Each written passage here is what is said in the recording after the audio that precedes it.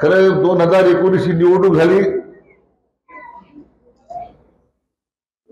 आणि मोठ्या परत संख्येनं भारतीय जनता पक्ष शिवसेनेच्या लोकांना निवडून दिलं गेलं. परंतु शिवसेनेचे नेते उद्धव ठाकरे यांनी पुन्हा एकदा भारतीय जनता पक्षाच्या पाठीमध्ये खंजीर खुपसण्याचं काम केलं. विश्वासघाताचं राजकारण केलं. ज्यांच्या ते बरोबर गेले, ज्यांच्यामुळे गेले, त्या पक्षाचा इतिहासच विश्वासघातीचा आहे. आणि त्यामुळे 19 साली पुन्हा आपल्या सरकारमध्ये आपण आलो नाही. पण नीतीमध्ये काही वेगळं आवड होतं.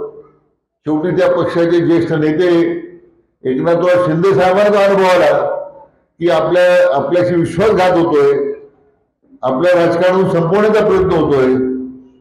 आणि त्यांनी धाडस करून 40 आमदारांच्या सहित आपल्या भारतीय जनता पक्षाला पाठिंबा देण्याचा निर्णय केला.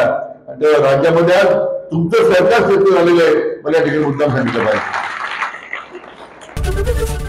एबीपी माझा, उघडा डोळे बघा नीट.